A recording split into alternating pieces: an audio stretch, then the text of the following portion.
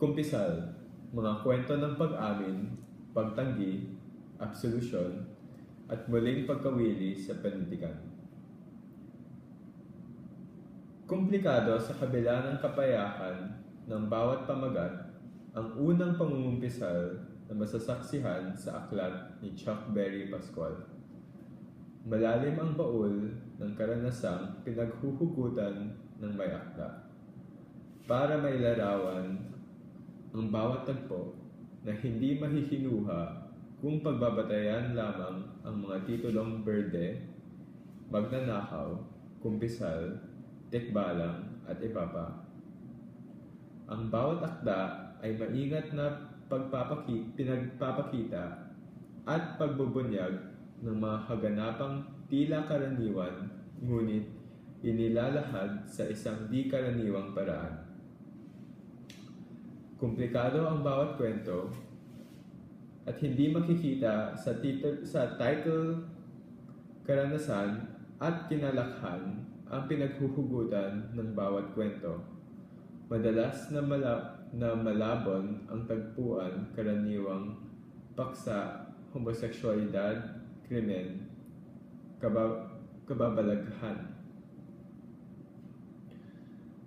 Ang banayad na pagsasalaysay ni C. Pascual na naging daan upang maipabatid niya sa mga mambabasa ang mga sensitibo at mapanghamong paksa ng homoseksualidad, krimen, erotismo at kababalaghan ang nagtatanghal sa kanya sa pagiging angat kung ihahambing sa mga kakontemporaryo.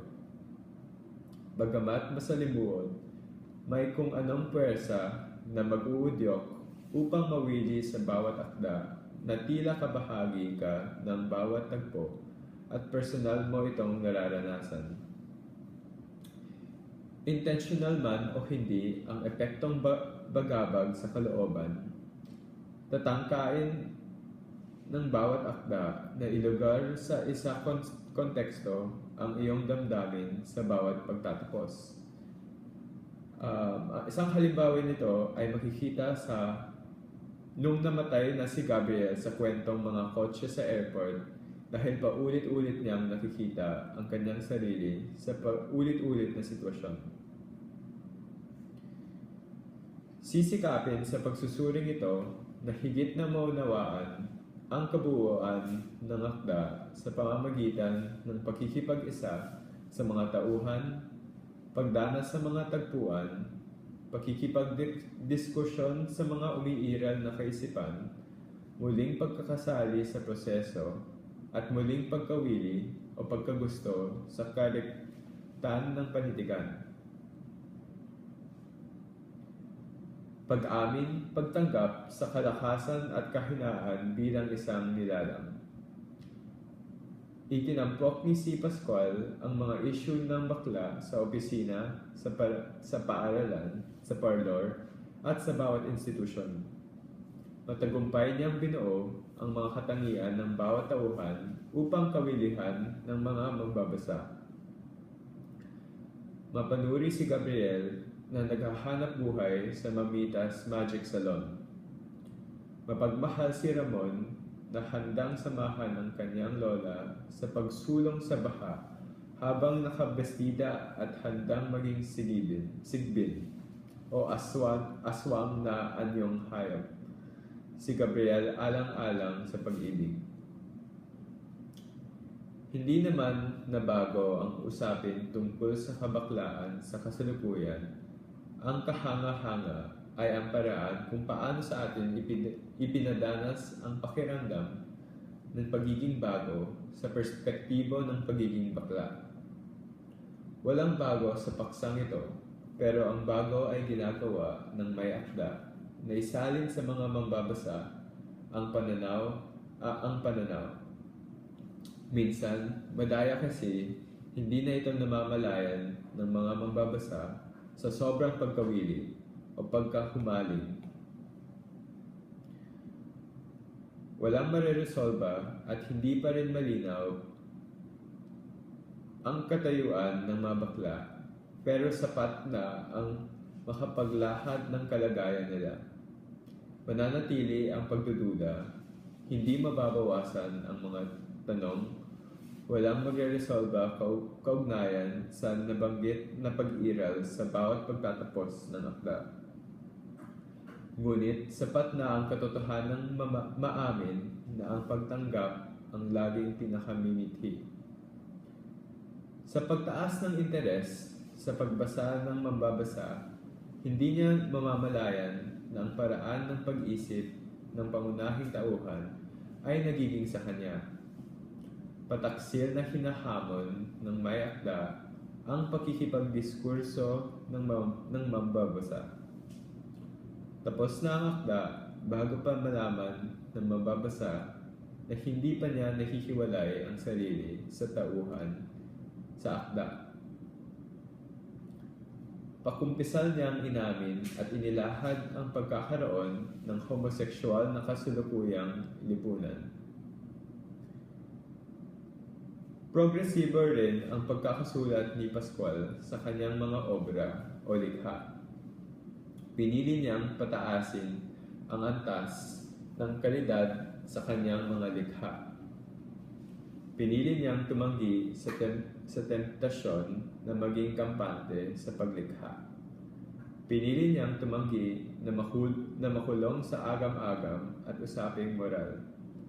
Buong ingat niyang inilarawan ang pagtutunggali ng mga tila nina Alejandro at Gabriel or Boylet. Ang pangungumpisal sa pari ng isang tagahanga kung paano niyang pinagmumura ang kanyang idolo. Kumpisal. Ito ay sa kumpisal. Ang pagtanggi ay pagbaliktad sa nakasanayan at pagsubok baguhin ang nakasanayan kalakaran upang magkaroon ng panibagong ugnayan sa pagitan ng mambabasa at manunulat. Hindi sinabi ni Brie na si Minerva ang nagnanakaw ng bangus. Sa halip ay pinadanas niya sa mambabasa ang basa at puno ng tawas na kilikili ni Paulo na kinalalagyan ng puting balahibo ni Minerva sa tuwing nagsusumiksik sa kanya ang puso na siyang makatutulong sa paglutas ng kaso ng nawawalang bangus. Ito ay nasa ang mga nawawalang bangus. Hindi basta-basta isinusubo ni si Pascual ang kalalabasan ng bawat tagpo. Sa halip, dinadala niya ang mga mambabasa na danasin at tuklasin ang layunin sa bawat pagtatapos. Absolution. Bahagi ng bawat pangungumpisal ay ang pag-aasam ng absolusyon. Mula sa pira-piraso at iba't ibang anyo ng pagkakasala na ikinumpisal ni si Pascual, hindi rin marahil madaling igawad o ibigay ang nararapat na absolusyon. Makagayunman, makikita sa akda na hindi kailanman nanghihingi ng nasabing kapatawaran ang may akda. Panatag na ang kanyang kalooban sa katotohanang malaya niyang naipahayag at may sulat ang mga katagang matagal nang gustong ipahayag. Hindi pang huhusga ni Lola Tindeng sa tuwing isusuot ng apong si Marlon ang kanyang bestida. Ang pagyakap ng lola ni Gabriel sa kanya habang umiiyak, ang pagbalot ng dilim sa silid na kinaroroonan ni Gabriel at Alejandro, ang pagpayag ni Corinth na maging sigbin ni Alejandro. Ito ang mga absolusyon na bumabalot sa may akda upang patuloy na ikumpisal ang samot-saring kasalanan na idinudulot ng kanyang pagiging mortal. Sa pangkalahatan, masasalamin sa pangungumpisal ni si Pascual ang kanyang ambisyon na muling pag-alabin ang nawawalang interes ng mga mambabasa sa bawat obrang o likhang pampanibigan. Matagumpay itong nagawa ng mayakda, kagaya ng pahayag ni Ramon sa kwentong Baha. Lola, lahat tayo rito tinubuan na ng hasang. Patuloy na hinahamon ni si Pascual ang mga literal at symbolikal pagtukoy sa mga bagay.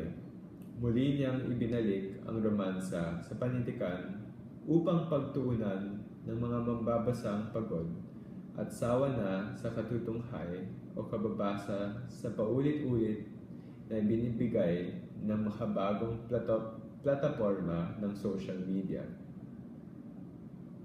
Muli tayong inilugar ng kumpisal sa ating dapat kalagyan bilang mortal at maniwala na sa pagsisimula sa bawat pagkadapa at pagkakasala.